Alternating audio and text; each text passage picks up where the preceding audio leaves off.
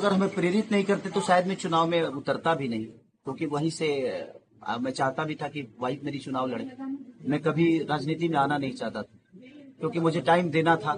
मैं किसी भी काम में टाइम देता हूँ, वक्त देता हूँ। अब मुझे लगता है कि थोड़ा सा संगीत को थोड़ा सा साइड नहीं करूंगा, बल्कि थोड़ा कम करूंगा, इधर टाइम ज्यादा दूंगा, क्योंकि समस्या छपरा में बहुत ज्यादा है।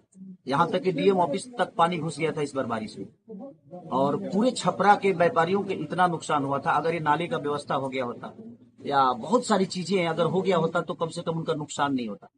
तो मैं जिस तरह मैंने खुद को बड़ा किया, प्रयास उसी तरह रहेगी कि जिस तरह मेरे बच्चे बेहतर स्कूल में पढ़ते हैं, उसी तरह हमारे छपरा के भविष्य जो आने वाले बच्चे हैं जो हैं, वो कम से कम बेहतर स्कूल में पढ़े, उनका इलाज के लिए एक बेहतर स्वास्थ्य हो।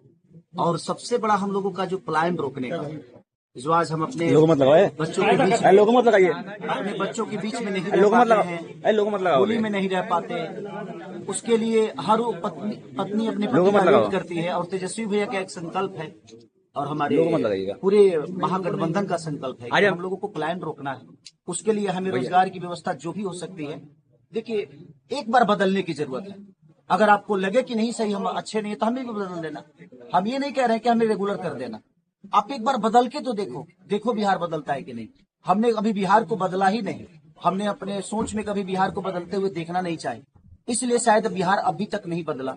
और हमारे तेजस्वी भैया का ये संकल्प है, और हमारे पूरे महागठबंधन का संकल्प, और मुझे लगता है कि पूरे बिहार का ये संकल्प है कि हम लोग बेरोजगारी से बहुत जूझ रहे हैं। बिहारी शब्द जब आता है तो लोग गाली के हिसाब से उसको लेते हैं। हम हर शहर में जाकर मजदूरी करते हैं, और हमें दुनिया मजदूर समझती है।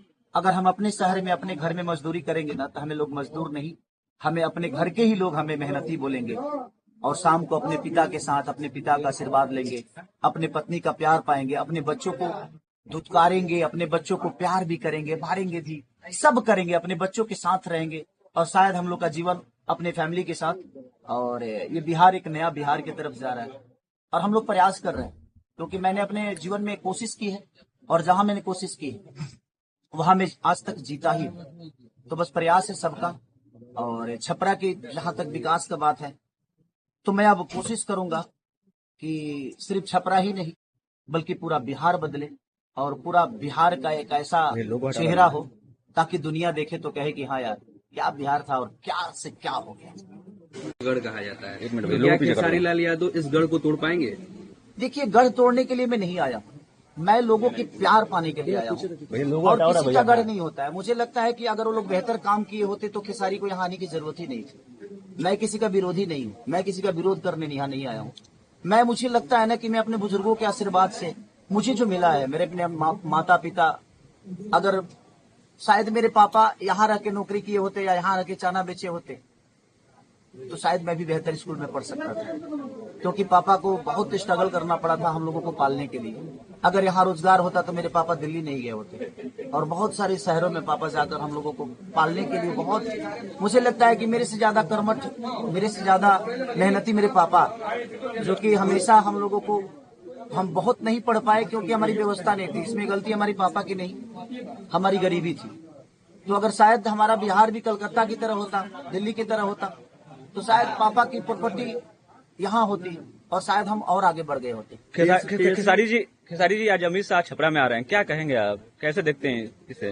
कैसे देखते हैं, वो गार्जियन है, उनका सम्मान है। मैं किसी व्यक्ति विशेष का विरोधी नहीं, मैं किसी के नीति का विरोधी हूँ कि आपने इतने साल, इतने 15 साल 20 साल में एक फैक्ट्री नहीं लगी। मुझे लगता है कि बिहार में एक भी फैक्ट्री नहीं लगी। ऐसा कैसे हो सकता है कि हम 15 साल राज करें और एक फैक्ट्री तक ना लगे? अपने लोगों को हम खुद ही ट्रेन दे रहे हैं कि नहीं, यहाँ आप जल्दी से ट्रेन ले लो और जल्दी से तुम दिल्ली जाओ, पंजाब जाओ, गुजरात जाओ, कलकत्ता जाओ। मुझे लगता है कि यार हमें बुलाने के लिए ट्रेन दो, ताकि हमारे पास रोजगार रहे, तो हमें जाना ना पड़े।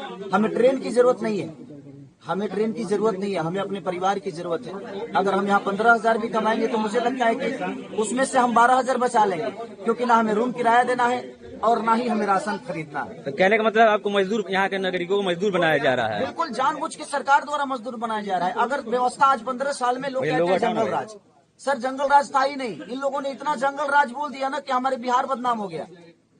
आज भी जंगले राज है भाई। आप तो 15 साल से हो ना, तो आपने कहाँ बदल दिया? आज भी तो लोग बेरोजगारी में है, आज भी तो पलायन हो ही रहा है, पलायन रुक ही नहीं रहा है। हर वो औरत अपने दीपावली में अपने पति के लिए रोती है, वो बच्चा अपने पिता के लिए रोता है, वो पिता अपने बेटे के लिए रोता है कि काश रहता तो दिवाली साथ में मना लेते, होली साथ में मना लेते, छठ साथ में मना लेते। ट्रेन की हालत नहीं देखते हैं, यहाँ छपरा की स्थिति नहीं देख रहे हैं आप। आज इतने व्यापारियों का दुकान में पानी घुस गया है, डीएम ऑफिस तक पानी घुस गया। आखिर किसका देने? कहीं ना कहीं सरकार का ही देने कि अगर आप बरसात से पहले या अगर ये व्यवस्था आप कर देती तो शायद हमको नहीं लगता है कि व्यापारियों का वो दुकान नुकसान होता, उनका सामान नुकसान होता। उसको किया जा सकता है। आपको कोई विधायक या कोई मंत्री इसलिए नहीं बनाता है कि आप अपने पोजीशन और पद के लिए बनो।